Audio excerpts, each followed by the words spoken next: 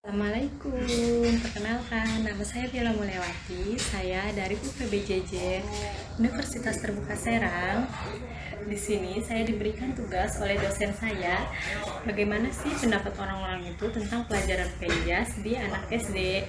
Dan yang kedua, bagaimana sih pendapat mereka tentang pertumbuhan dan perkembangan anak SD itu bagi anak yang sehat dan anak yang tidak sehat.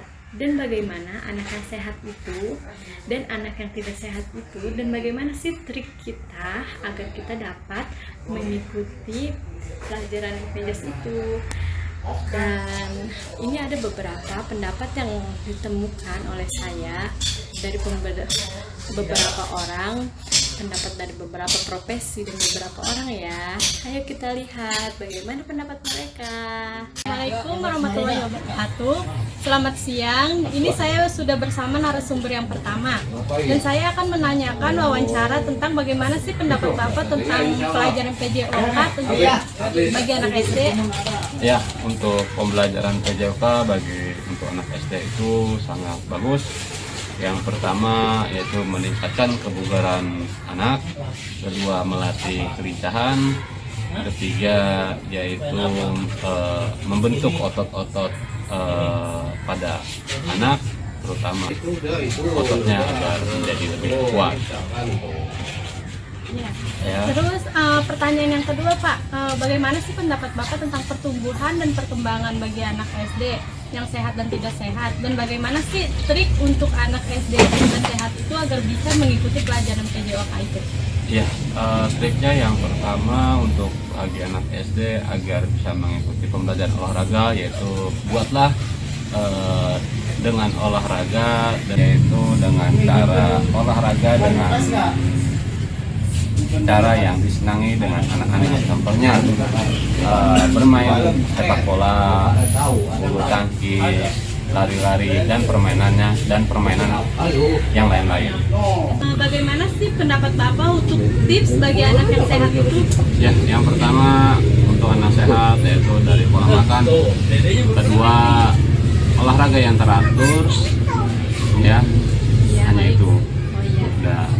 Jadi kalau olahraga saja tanpa makan yang sehat tidak bisa hidup sehat, ya. Jadi makan yang sehat, pola hidup yang sehat, dan olahraga. Terima kasih ya Pak atas pertanyaan Bapak. Iya. Selamat siang Bu. Iya, di sini saya ingin mewawancarai Ibu tentang bagaimana sih pendapat Ibu tentang pelajaran PJOK bagi anak SD.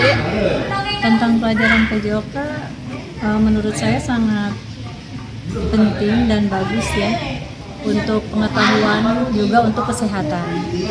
Kalau di sini, di sekolah sini sudah cukup berprestasi dan anak-anak sudah cukup mengerti tentang berolahraga dan juga teorinya. Kedua Bu, saya mau nanya bagaimana sih pendapat Ibu tentang pertumbuhan dan perkembangan anak yang sehat dan tidak sehat, dan bagaimana sih trik kita agar mereka bisa mengikuti pelajaran PJOK itu? Anak yang sehat adalah anak yang bisa menerima apa ya, anak yang sehat ya, kita berolahraga dan tahu cara makan makanan yang sehat, makanan yang tidak sehat, dan juga cara perkembangannya perkembangan anak. Yang tidak sehat ya, mereka ya tidak tahu tentang makanan yang sehat, tentang tidak berolahraga, bermalas-malasan, jadi tidak ada pergerakan untuk tubuhnya. Selamat siang Bu. Ya, saya mau tanya bagaimana sih pendapat Ibu tentang pelajaran PJOK itu bagi anak SD? Kalau menurut hemat saya, pelajaran PJOK untuk anak SD itu melatih motorik anak, yang kedua untuk penyemangat anak, yang ketiganya untuk kesehatan anak juga, karena kalau pagi itu kan anak-anak olahraga, matahari pagi itu kan sehat. Kemudian gerakan juga untuk melatih motorik anak. Tanpa olahraga anak-anak tidak akan semangat. Nah, terus jadi daya berpikirnya juga dia akan lebih luas. Terus pertanyaan yang keduanya apa? Yang kedua, bagaimana sih pendapat Ibu tentang pertumbuhan dan perkembangan anak yang sehat dan tidak sehat?